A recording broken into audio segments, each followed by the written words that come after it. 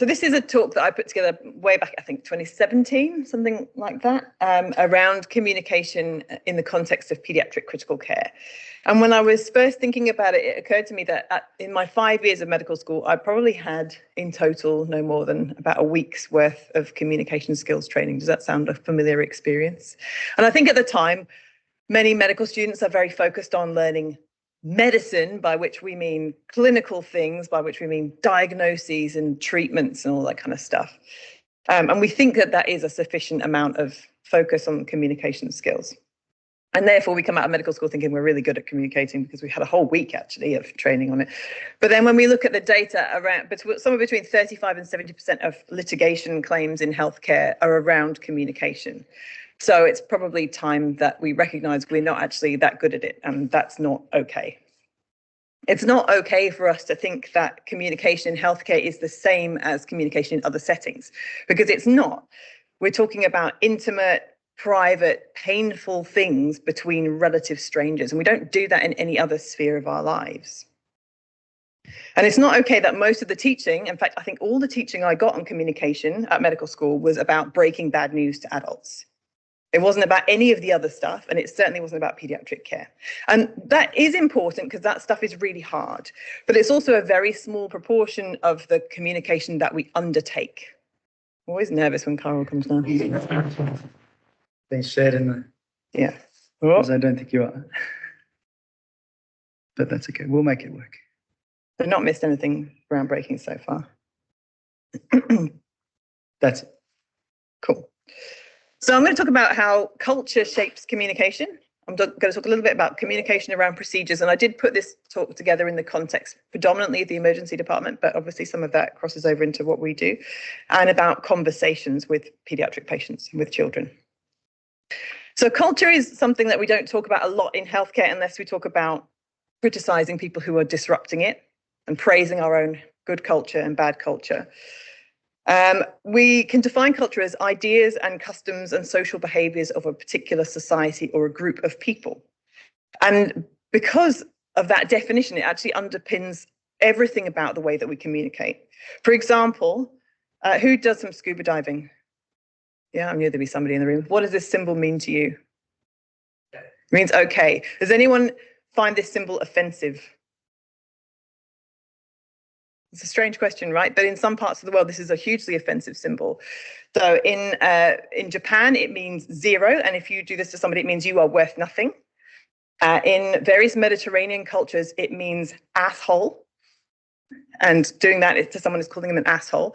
And that was the traditional interpretation in France until the kind of Americanization of TV and media brought the okay version in. And there was actually a geographical split between northern France, where it was more accepted as okay, and southern France, where it still meant asshole. And so the French people have taken into consideration in their communication, and they take other physical cues to interpret which of the meanings of this symbol you are trying to express. So it's literally not okay. It can mean asshole, and you can be an asshole if you fail to appreciate how important culture is in determining how we communicate with each other. And in healthcare, culture might mean differences in language, but it might mean cultural norms such as greetings or beliefs around health, around death, including things like folk illnesses. And those embedded concepts that are often there way before people first come into contact with healthcare can shape how we give and receive information with each other.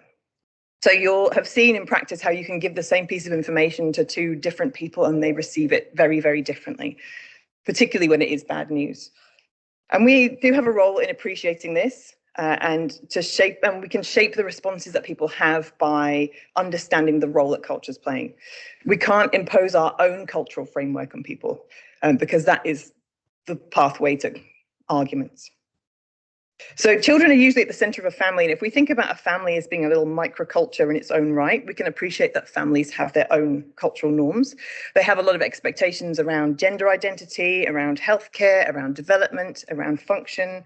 And some of those might be completely unique to that family. So when children are ill or injured, there's a loss of normality in that family, and that can feed a sort of grief.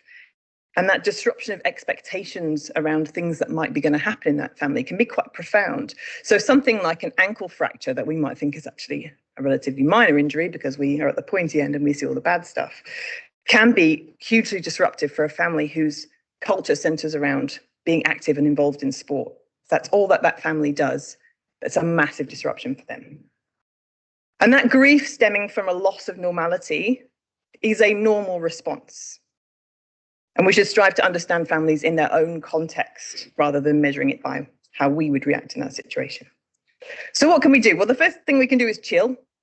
We are never going to argue somebody into our own set of cultural beliefs. It's not going to work. Everybody in the whole world approaches life in a different way. They always have, and they always will. And probably the best example of that is the anti-vaxxer movement. If you argue with them, you are never, ever, ever going to win. You are just going to build a bigger wall between you and isolate yourself from that person and damage that relationship. Secondly, we can think a bit about culture and we can frame ourselves as being curious about it. So we can be humble and reflexive and calm and understanding and not make assumptions. We can use language that explores what things mean for people, bringing empathy in. So I can see that this is really affecting you. What does this mean for you and your family? You know your child best. I can see that you weren't expecting this. Tell me a little bit more about how you're feeling. And when there is a wider gap between cultures, we should use translators. And that's really tricky for us in the pre-hospital space because they're often not available. We are always tempted to use family members, but that is not suitable and that kind of breaches that distance that people need to have. They should be in their role, just as we shouldn't be doctors and paramedics to our own children and our own family. We should allow a healthcare professional to do that so we can be in our normal role. We shouldn't expect family members to step into that translation role if we can avoid it. But we should ideally have translators from that culture because they can bring a lot of this nuance and a lot of these kind of behavioral and understanding things that you might not get just from language alone. And that's particularly important for our First Nations backgrounds patients who carry with them huge amounts of generational trauma related to their interactions with healthcare. It's paramount that we understand that the interface between our Western approach to healthcare and Aboriginal and Torres Strait Islander beliefs and practices is one that has huge implications for them. And that's why Aboriginal liaison officers are so valuable to us. They can bridge that gap. They can help us to work in that space. So it's not okay for us to ignore the role of culture in our communication. We just need to think about it a little bit more. And if we're sensitive to its influence, then all of our communication is going to be better. It's not okay for us to carry out procedures on children without addressing specific communication needs around paediatric care. Procedures are the things that children remember about their time in hospital, their time with healthcare professionals, and they can feed into future anxiety and concern about healthcare interaction, both for that child and their family. So we can think about communicating about procedures in 3 distinct stages. Firstly, the preparation stage, and that's kind of obvious. It means it's important that we don't attempt procedures until everything is ready because we're not going to drag things out that creates stress and heightened emotions. That means preparing the equipment, the environment, and the staff who are going to be involved. We can work with expectation. So we want to decide and know in advance what we want from the people who are present around a procedure. And we can consider how the patient's going to react. We can all predict that screaming toddler when we need to do a venipuncture. And they're usually upset by physical restraint rather than pain if you've done some local anesthetic procedures before. But it's not okay to start a procedure without a clear exit strategy. And we do that all the time for airway management. We've always got our exit strategy. What are we going to do if we can't get this tube down? For children, we need to do that with all the other elements of our procedural practices as well. We need to answer the questions: who is going to perform this procedure? How important is it that we do it? Does it definitely need to be done? Or if this turns out to be too traumatic for everyone involved, can we get away with not doing this? And that's going to shape your answer to how many attempts are we going to permit and what are we going to do next if it doesn't work. And then our explanation comes in 2 stages. It's helpful to understand what parents and carers are concerned about. And most adults will benefit from an explanation of what's going to be involved and how the procedure is going to work. If you can give a caregiver a very specific task that you want them to do during that time, that's really helpful for their own apprehension and anxiety. And they can focus on that, and then they're calmer, and that's infectious. And that might be distracting the child or holding the child in a particular position. In hospitals, we can use nurses and play therapists, but sadly not a luxury that we can have on a helicopter. But we can outline our failure strategy to them as well and tell them what we're going to do if things don't go well. So for cannulation, are we going to change operator after 2 attempts? Because then that builds trust when they see us follow that through.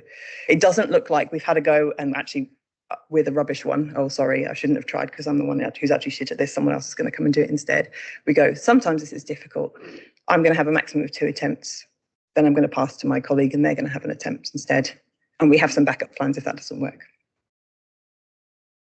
And when I'm pre-briefing parents and carers in the emergency department, I always I'm conscious to include some positive messaging about how much the child is going to take cues from that adult, and how important it is that they are positive and calm, because they are the safety person in this scenario for that child.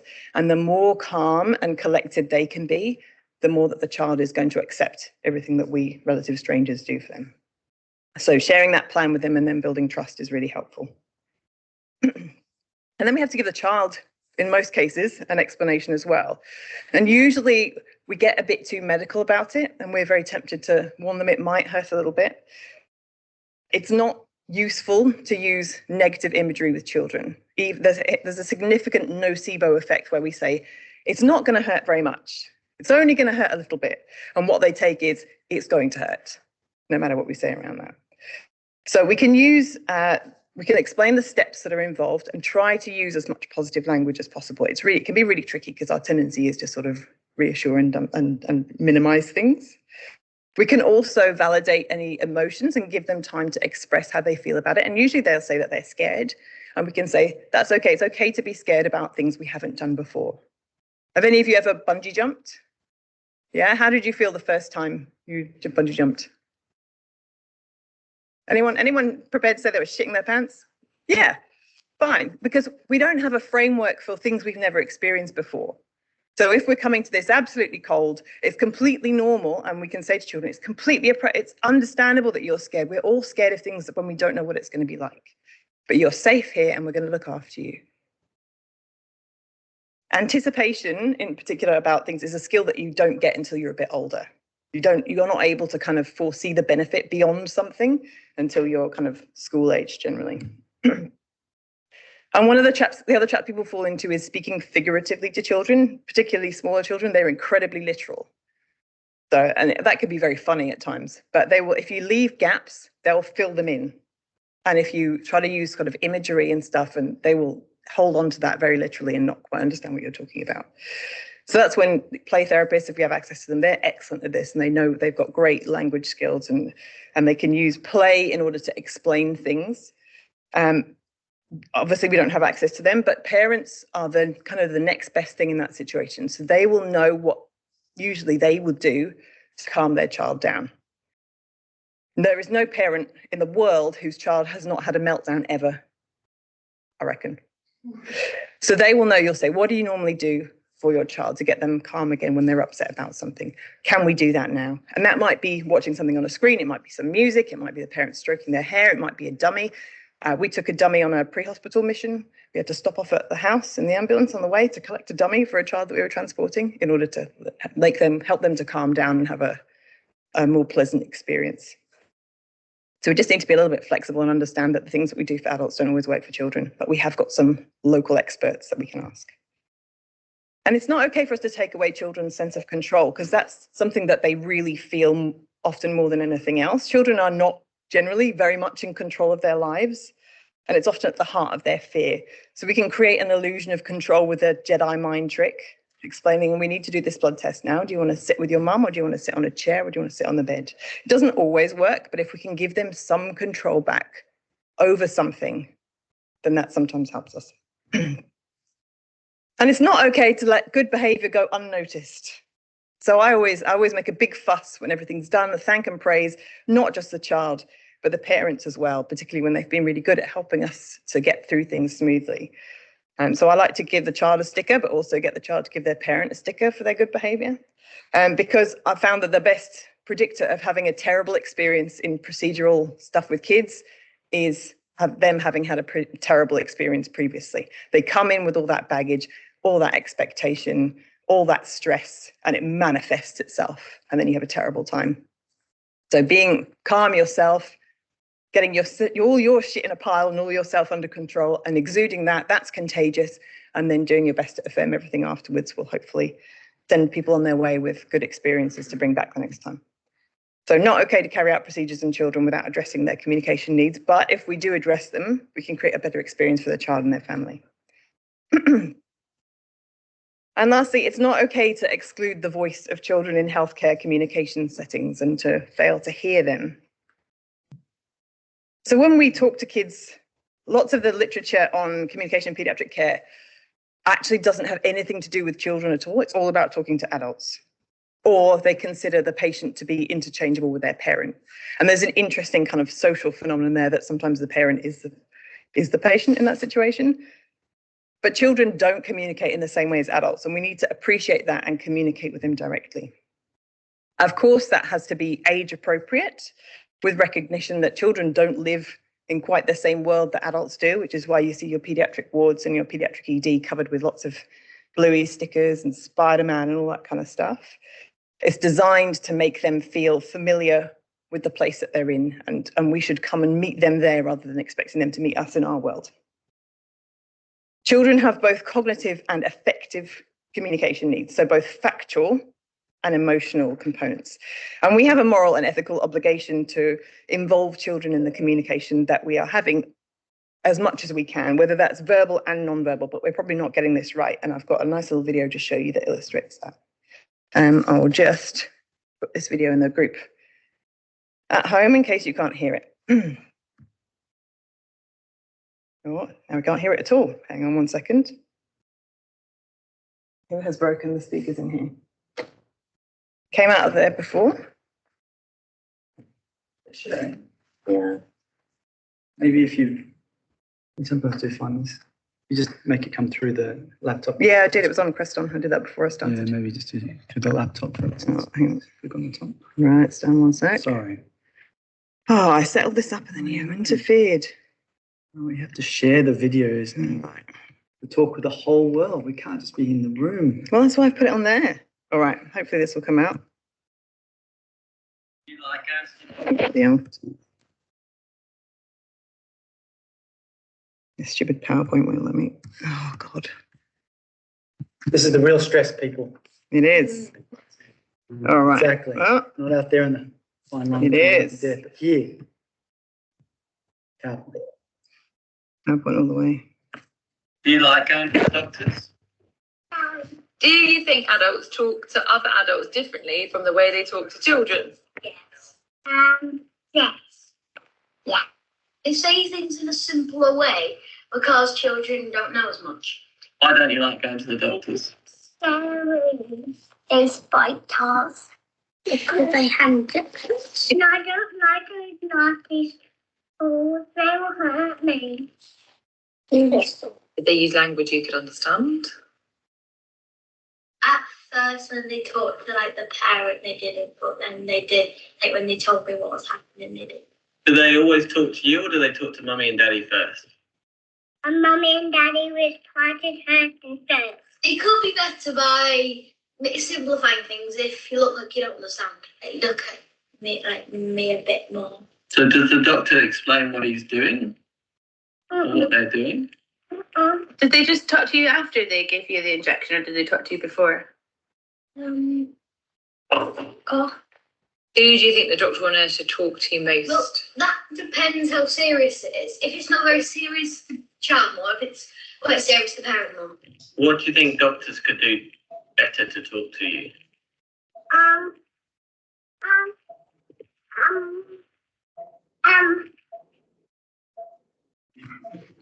So I'd leave that one as a blank canvas. So I think we probably have a lot of our communication with children upside down, and we should be starting with them. And that's how I run things in the children's emergency department on my days. I use the child's name, I introduce myself, try to shake hands. I ask them who the other people are in the room, because that avoids the social faux pas of being like, oh, are you grandma? Oh no, that's mum. Okay, good. And then ask them if they can, ask the child, particularly for older children, can this person stay while we have a chat about what's happening? And then listen to what they've got to say and use questions to clarify what they're talking about. One of the biggest tips I've got for you for really small children who are particularly shy is that you can whisper. If you whisper to children, sometimes they'll respond to you when they get a bit scared if you're talking normally. And the only exception to all of this is that kind of anxious, tearful toddler. So we see separation anxiety in children between 18 months and 3 years. That means that their biggest fear in the whole world is that you're going to take them away from their parents.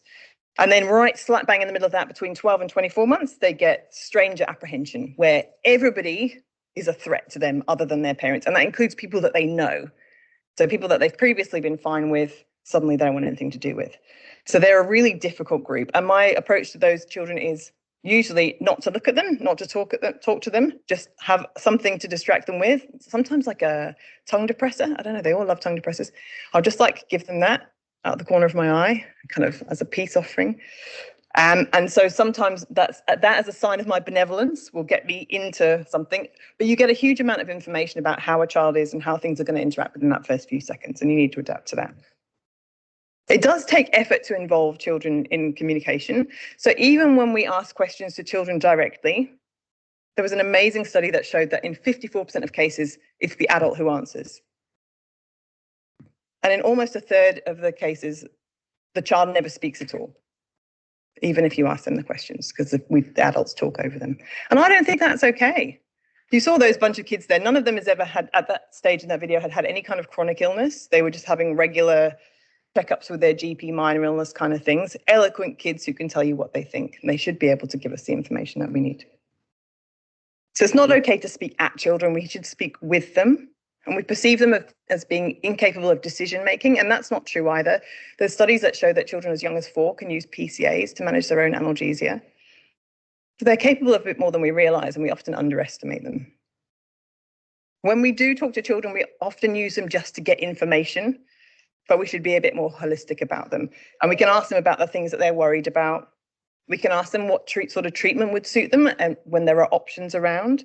So before kind of giving them here's the diagnosis, you've definitely broken your wrist, this is what we're going to do, we can say, you told me earlier that you fell over and you broke your arm and it was hurting here. Well, let's look at the x-ray together and it looks like that bone's a bit wonky there. I think that's where the problem is. I think it's going to heal, but there's some things we can do to make it a bit less sore while it does. We can put it in a plaster cast, which shouldn't be uncomfortable while it's going on, but it takes a little bit more time. Or we can try with a splint, which you can take off when you need to get in the bath. Or you can try the splint for a while and see if that helps with the pain. And if it doesn't, you can come back and we can put the plaster cast on. What sounds better to you? And children can make these kind of decisions if we give them the opportunity. It's not okay usually to keep secrets from children. Research shows that they often know things about their own health without being explicitly told. And a lot of that literature comes from children with terminal illness. The parents are adamant that children with terminal and chronic illness shouldn't know about their diagnosis, but often if they're asked independently, the children know. So that mutual pretense is actually quite harmful, and we should encourage and foster openness between us and within families if we can. And it's not okay to see all young people as children. Studies suggest that those aged 12 or over like to be offered time to speak with a healthcare professional independent of their parents. And my usual practice is to do that, even if it's relatively minor things. And what I do in that space in the emergency department particularly is undertake a heads assessment to have a quick chat about their home and environment, education, eating, exercise, employment, activities that they're involved in. I ask about drug use. I ask them about their sexual attraction. Are you attracted to boys, girls, both, or neither? I ask them if they are sexually active and if they want to talk about that at the moment, and I explain it's a safe space for them to answer, have their questions answered with the doctor, and that I'm not under an obligation to tell their parents something unless I think their life is at risk. And I always ask about suicidal ideation as well. And I think if we use these opportunities to build relationships with children, again, that's good for the future as well. So it's not okay to exclude the voice of children in healthcare, to fail to hear their voice, but we can turn that consultation upside down and put that child at the centre. And that can empower children and families to take the collective responsibility for their health going forwards and create better long-term relationships. So we talked about a lot of things that aren't okay.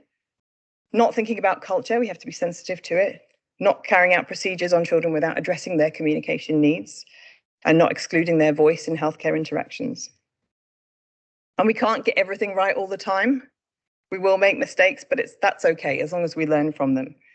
If we think more deeply about communication with children with our paediatric patients, we can at least make it a little bit better. That's what I have for you. I won't keep you from tea.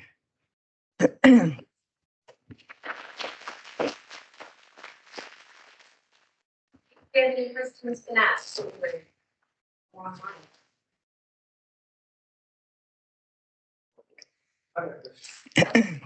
It's going to be the same. I always ask questions.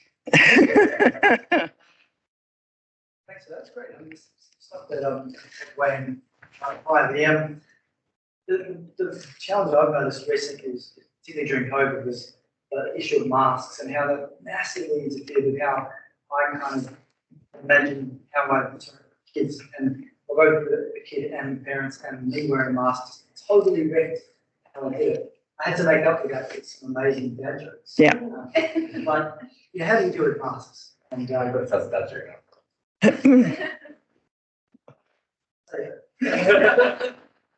So masks, COVID, and everyone wearing masks. How do you? Yeah, I think the only thing we can do is slow down, use more eye contact, and let's slow down our speaking as well as slowing down the whole consultation. It makes things take longer, but we need to kind of have the space to build rapport in a way that we didn't have to before. So lots of eye contact and lots more listening. And sometimes just acknowledging it. It's really hard with masks on, but I don't want to make you sick. The truth is I don't want you to make me sick, but I don't want to make you sick. So we'll just have to work around this as best we can. I think kids are a bit also more resilient than we give them credit for, and I think they don't care as much, but yeah, parents are a bit more brittle. Cool. Thank you so much. Appreciate you stepping up and speaking for us today. I think it's my take from that is it can be seen very uncontrolled to have conversations with children, particularly in the environment we encounter them. They haven't been prepared to encounter us and all of that. So I think it's really nice to hear a structured approach that we can take away and use. So thank you. Thank you. We will go